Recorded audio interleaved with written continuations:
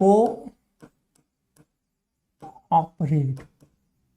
What do you mean by this word cooperate या cooperate?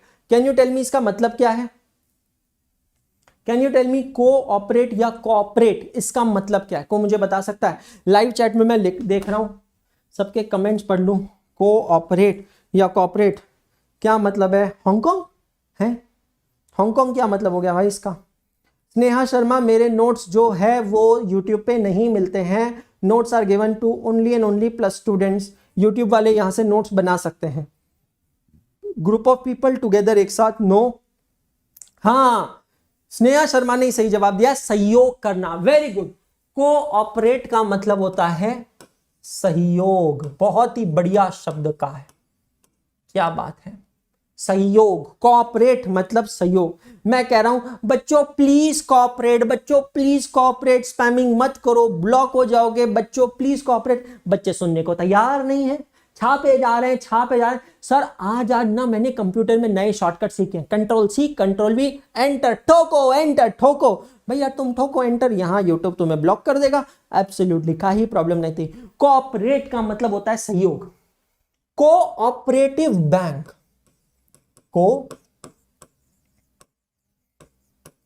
Cooperative bank एक ऐसी bank which is of the people, for the people and bye the people.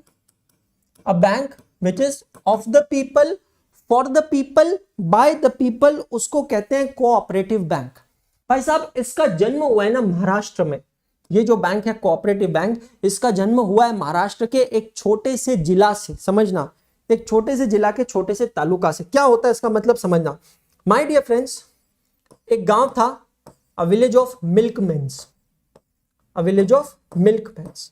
बहुत सारे मिल्कमैन्स थे वहां पे। मिल्कमैन्स मतलब जो दूध वगैरह बेचने का काम करते हैं।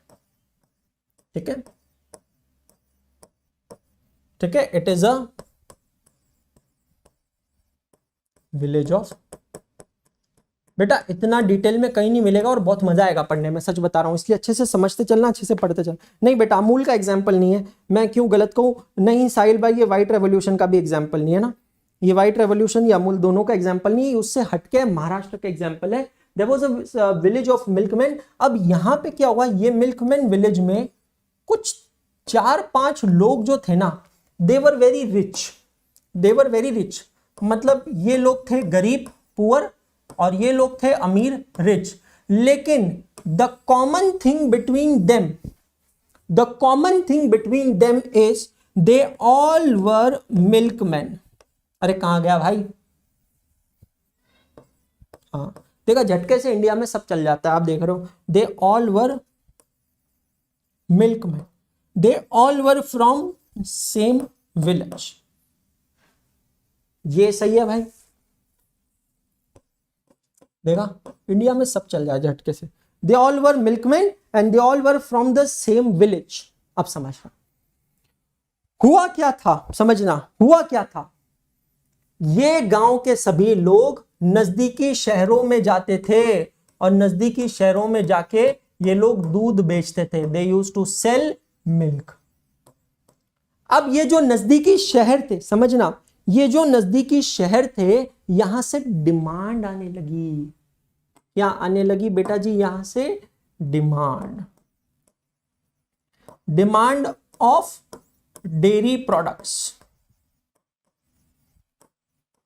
ये जो नजदीकी शहर थे, यहां से डिमांड आने लगी डेयरी प्रोडक्ट्स की। क्या कहा? डिमांड आने डेयरी प्रोडक्ट की, मतलब हमें दही चाहिए, हमें पनीर चाहिए, हमें चीज चाहिए, हमें टोन मिल्क चाहिए, हमें काउ मिल्क चाहिए, हमें इसका मिल्क चाहिए, हमें ये चाहिए, वो चाहिए। दुनिया भर के प्रोडक्ट्स की डिमांड आने लगी। तो यार ये जितने भी गरीब दूध वाले थे, इन्होंने कहा कि यार डिमांड तो बहुत सही है, पर इस डिमांड को फुलफिल करे कैसे? इस डिमांड को फुलफिल करे कैसे? क्योंकि हमारे पास तो पैसा नहीं है। आज अगर मुझे कुछ करना है तो थोड़ी बहुत मशीनरी चाहिए, थोड़ा बहुत पैसा चाहिए। मैं वो पैसा लाऊं तो लाऊं कहां से? लाऊं तो लाऊं कहां से? तो ये लोग गए बैंक के पास। समझना, ये जितने भी गरीब किसान हैं, ये लोग गए बैंक के पास फॉर लोन।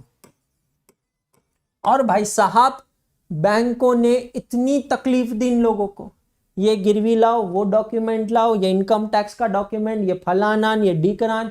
भाई साहब ये किसानों ने कहा नहीं चाहिए हमें आपका लोन, हम आपको लंबे लंबे हाथ जोड़ते हैं, हमें किसी प्रकार के लोन की जरूरत नहीं है, आप अपना लोन अपने पास रखो, हम आपको हाथ जोड़ते हैं भाई साहब, हमें नहीं चाहिए लोन, हमें नहीं चाहिए।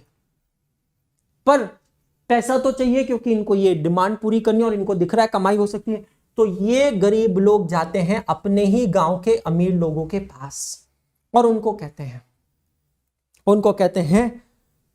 मालिक, उनको कहते हैं मालिक हमें पैसा दे दो, हमें पैसा दे दो, हमें ये काम करना है, हजूर हमें पैसा दे दो, समझ रहे हो हजूर, हमें पैसा दे दो, हमें ये काम करना है, जो चाहे तुम हमसे ब्याज ले लेना इसका हजूर।